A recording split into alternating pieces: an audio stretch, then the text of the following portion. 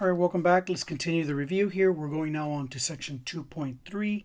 In section 2.3, the main thing to remember here is that we're dealing with ionic compounds, and in particular that they are solids. So the thing that we talked about in section 2.1, where we were looking at those charges and the way they alternate in terms of their pattern, is also continuous here as well. So we're going to combine a couple of features from the previous two sections, but this time, instead of talking about Coulomb's law, we're going to introduce something else. And so here you should be familiar with the lattice energy. And so that lattice energy is represented here as LE in the calculations that we're going to use. And so the lattice energy for us essentially is equal to a couple of values here. We're going to use the K constant, which is the energy constant, kind of very similar to the Coulombic constant here. But instead of using little q's, we're now going to use big Q, 2, or rather, let's go to 1, and then big Q, 2, and then we're going to divide this by the radius. That radius here is the distance between the atoms, or the ions in this particular case. Okay. Now, just to clarify, Q1 here is going to be the charge, the oxidation number of the first atom for both of these. So that's essentially going to be approximately, it could be anything from a +1, a +2, or a +3, or any other charge. It could also be a -1, a -2, and a -3.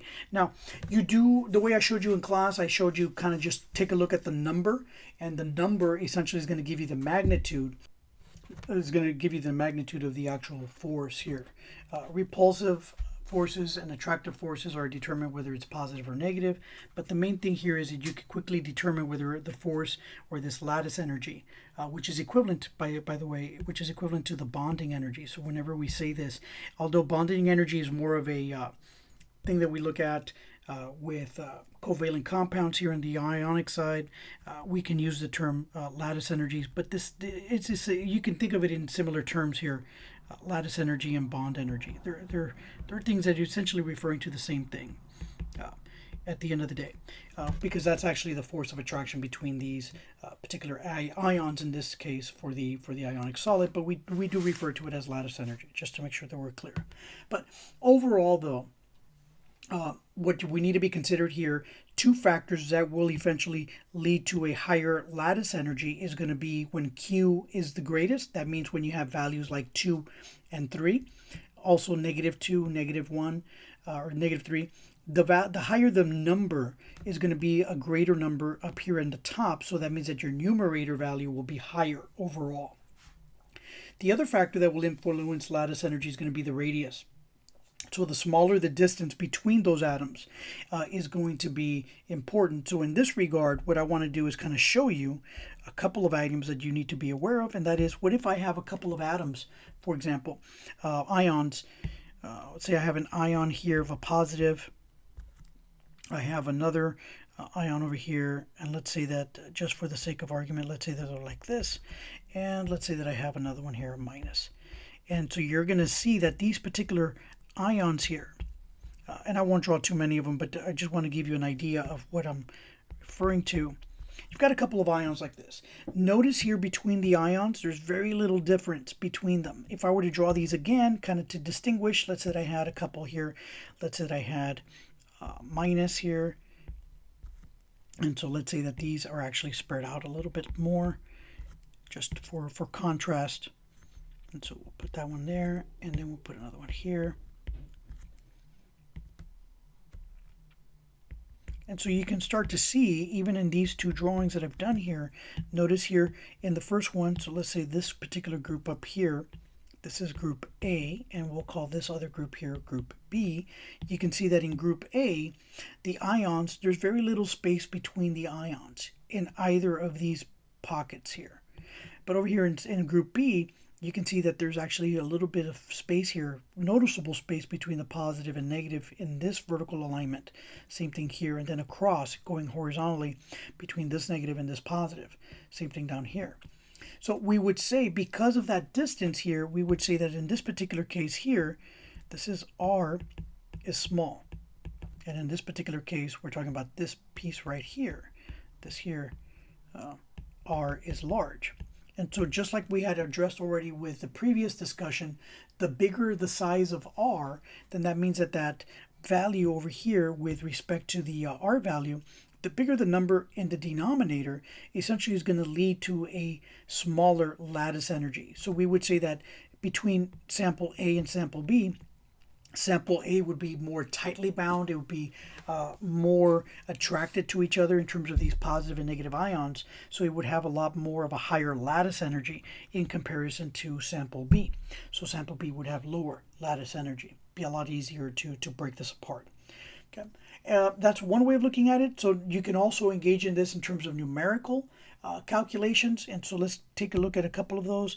You may be asked to identify which of the following compounds are going to be compounds that have a little bit more of a, are they going to be tightly bound together? So a couple of examples, I mentioned these in class already once, so I'll just put them here, give you just a couple here to refer to. For example, if let's say that we had something like Mg, and let's see, let's just make this up here, S, magnesium sulfide, and we're going to compare this to lithium fluoride as an example. Now, if you go through and assign oxidation numbers here, remember that magnesium is in group 2, so it'll have a +2 charge. The sulfur is a -2 because it's in group 16. It's going to get those 2 electrons. And on the flip side of things here, on the other side, let's take a look at the lithium and fluorine. Lithium is in group 1, fluorine is in group 17, so lithium can lose 1 electron, fluorine can gain 1 electron. So in this particular case, lithium here would be a +1 charge, and fluorine would be a -1 charge. So if we're doing the calculations here, which I'm just going to go ahead and do here quickly for us, the lattice energy on this side essentially is going to be the value of K times 2, and then the value of R.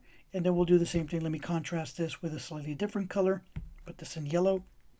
So the lattice energy on the right side for the lithium fluoride is going to be the value of K, and then here would be 1 times 1. Now I'm not going to mess around with the charges here, but essentially I'm looking at the magnitudes because this is a quicker calculation here. You can see 2 times 2 is going to give me 4 on the right, on the left-hand side. So this value over here,